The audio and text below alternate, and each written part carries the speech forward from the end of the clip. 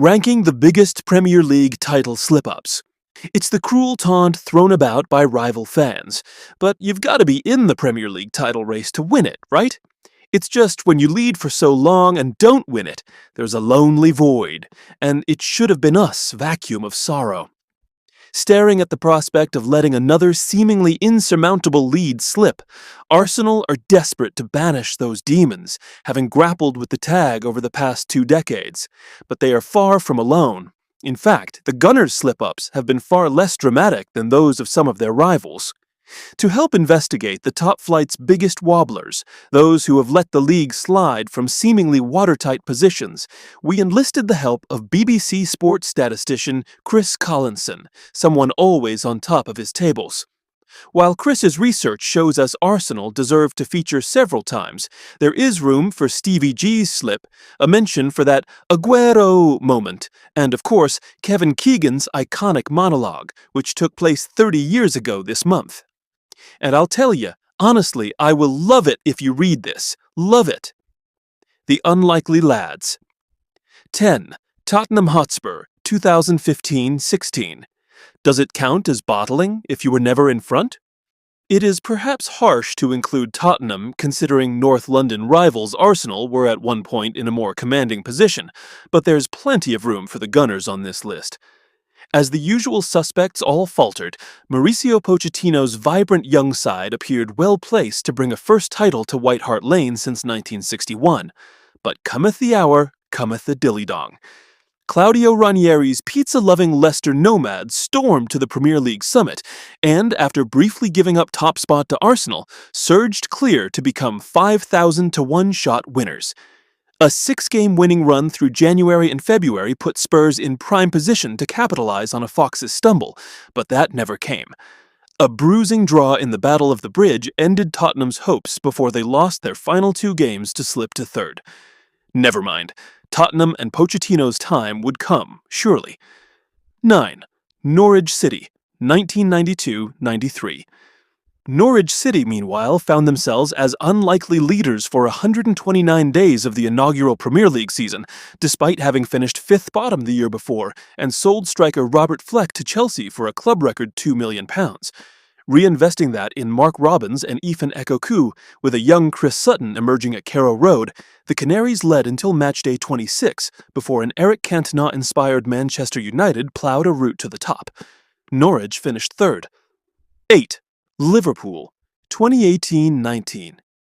Liverpool, in their pursuit of a first Premier League title, put up almost the perfect season in 2018-19, reaching 97 points, then the 3rd highest total in Premier League history. Their problem was that Manchester City went one better. Jurgen Klopp's rock and roll Reds racked up 30 wins and topped the league for 141 days.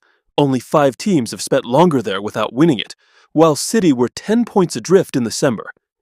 But Liverpool's one defeat of the league season came at City, John Stones making a famously crucial goal line clearance, and that effectively decided the title. 4 draws and 6 soon after that proved damaging, and not even 9 wins in a row to close the league campaign was enough. The Arsenal Files, 7. Arsenal, 2002-2003. Arsene Wenger's Arsenal managed to pass up almost identical leads 5 years apart in the 2000s, though Gunners fans could bathe in the glory of their invincible season in between. Wenger predicted an unbeaten campaign soon after he won the double in 2002, branding Arsenal's triumph a shift in power after clinching the title at Old Trafford. Le Professeur and his team spent almost 5 months on top the following term. United, though, put 4 past Liverpool and 6 past Newcastle to edge in front, while Arsenal were held at Villa, before a Highbury meeting in mid-April. Thierry Henry scored twice after Ruud van Nistelrooy's opener, but Ryan Giggs, top to tail in blue, stooped to make it 2-2 in a classic under the lights. United never looked back, while Arsenal fumbled points against Bolton and Leeds. 6. Arsenal, 2007-8. In 2008, now at the Emirates, and with their Invincibles core gone, a fresh-looking Arsenal had lost just once by March and spent 156 days on top of the table. But come May, they were 3rd, behind United and Chelsea. Wenger, face as long as his trusty trench coat, bemoaned aggressive Premier League opposition after Eduardo's horrific broken leg injury in a draw at Birmingham that began a 5-game winless run. The malaise set in across all competitions, with Arsenal thrashed by Spurs in the League Cup semi-finals, thumped by Manchester United at Old Trafford in the FA Cup, and dumped out of the Champions League by Liverpool. Wenger would not win another Premier League title, with this disappointment part of a 9-year barren run that led to Mourinho branding the Gunners' boss a specialist in failure before a string of FA Cups arrived in the twilight of his tenure. 5. Arsenal, 2022-23. Fast forward to 2022-23, and Arsenal were setting records. Unfortunately for the Gunners, they became the team to spend the most days top of the Premier League without winning it, some 248.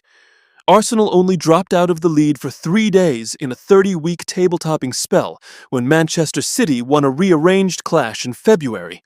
They returned to the summit again until visiting City on 26 April, with Pep Guardiola's juggernauts convincing 4-1 victors during a run of 14 wins from 15 games. It's perhaps fairer to say City won it, rather than Arsenal blew it, but in 3 successive draws before that pivotal Etihad Stadium defeat, they appeared to freeze, giving up 2-goal leads at both Liverpool and West Ham, and sharing 6 goals at home with Southampton. 4. Manchester United, 1997-98. Things were far rosier in the red half of North London in 1998. With Wenger's revolution in full flow, Arsenal overcame a record points deficit to win the Frenchman's first Premier League and followed up with the FA Cup. Manchester United were the fall guys this time, despite seeming to be so in control of the title that one bookmaker paid out early. Blackburn were United's closest challenges at halfway, with Arsenal down in 6th. Arsenal trailed United by 13 points at one stage. Sir Alex Ferguson's side proceeded to take just 1 point from meetings with Southampton, Bolton, and Leicester, then lost to Sheffield Wednesday and drew with West Ham before what proved a title-defining clash with Arsenal in March. Mark Overmars netted late on as Arsenal strung together a 10-game winning streak and United slipped to second after home draws with Liverpool and Newcastle in April, finishing runners-up by 1 point. An iconic top 3. 3. Liverpool, 2013-2014. Moving from maths to post-match monologues and melodrama, enter stage left Steven Gerrard.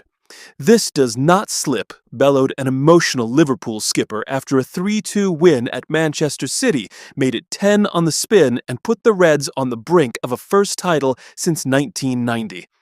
Yet, Gerrard soon did just that, slip, as the Liverpool midfielder lost his footing on the very turf where he had become an Anfield icon.